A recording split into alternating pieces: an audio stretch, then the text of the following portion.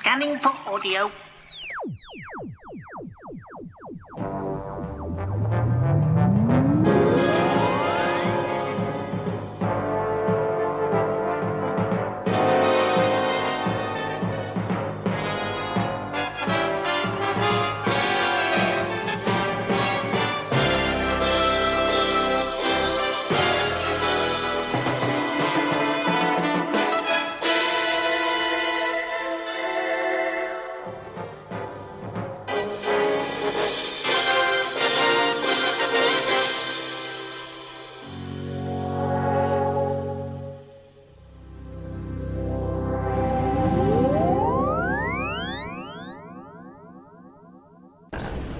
Welcome to the Tin Dog Podcast.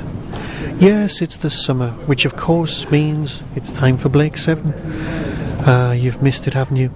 Well, I know I have. Blake 7, Series 2, Number 9, Countdown.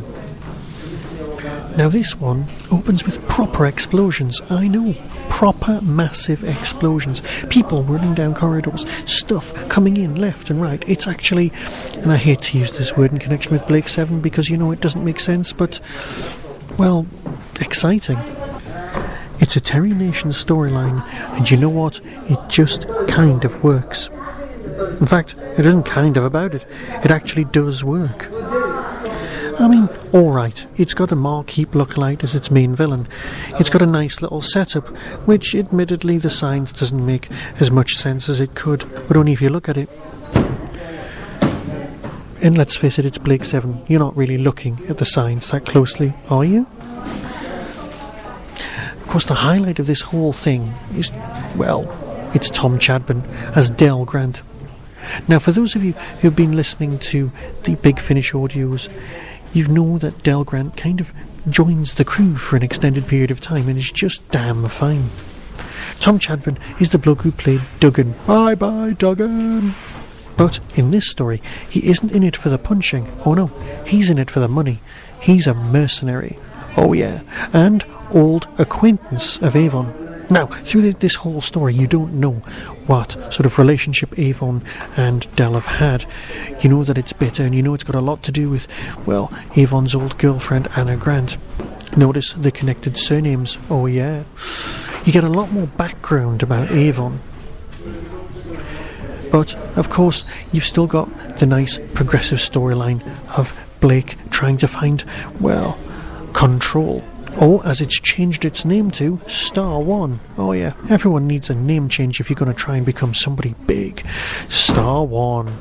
Now, of course, in a story that's kind of concentrating on one character, you're going to have a casualty. And, as always, the big casualties here are, as always, Jenna and Callie. Yep, they're, well, left on board ship, sat at the little machine, pressing buttons, finding where people can land. And of course, the whole thing gets ramped up marvellously by the threat. Now, hang on. I'm kind of distracted here. I'm not sticking on topic. You've got a planet, and this planet is being kept in check by the Federation because they've threatened them to launch this enormous bomb if they rise up and threaten them. This bomb will kill all biological life form, just like some sort of really bad, kills all people dead, like Domestos.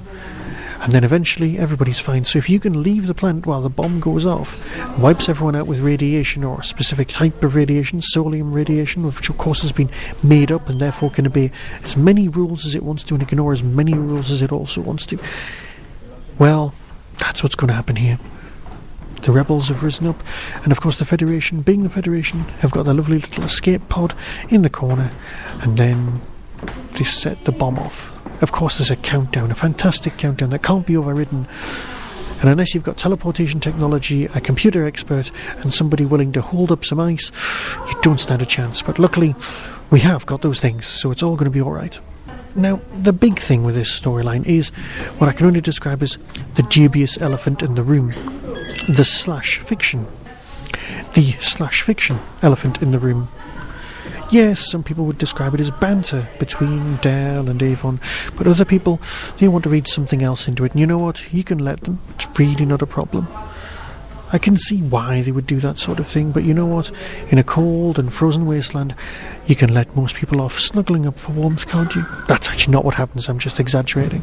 What actually happens is a very tense, nail-biting exchange that results in, well, do they save the day, or does everyone die in this episode? Well, as there's an episode 10 coming your way very soon, I'm guessing most people get saved. It's good to be back watching Blake 7, and there's only a few left. So, you know what? Let's get on with it. Yes, people like Villa. Well, is he made good use of? I just don't know. But now that we know that Star 1 is worth looking for, we can crack on with an exciting, straight, no messing about, no distractions. No, that's not going to happen at all. It's Blake 7. Let's just leave it there, shall we? So, until next time, when I'm probably going to be talking about Doctor Who or Blake 7 or anything that grabs my fancy, be seeing you.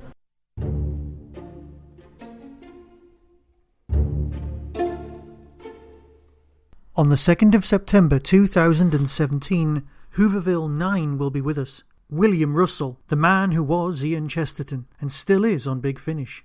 Carol Ann Ford, Susan, the Doctor's granddaughter. Nicola Bryant, Perry. Toby Haydock, DVD Extras Man and everyone's favourite racist barman.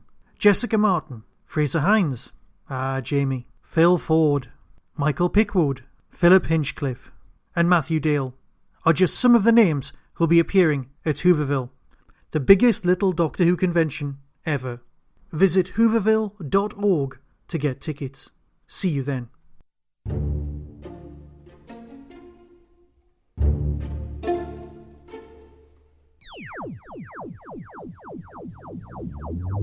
That was the Doctor Who Tin Dog Podcast, available on iTunes, YouTube, Twitter, RSS, Vimeo and across the internet. Doctor Who and its associated properties are all copyright and trademark of the BBC. No infringement is intended. Why not become a supporter by visiting patreon.com/tindog. Contact the show on tin-dog@hotmail.co.uk. The Tin Dog Podcast is a founder member of the Doctor Who Podcast Alliance.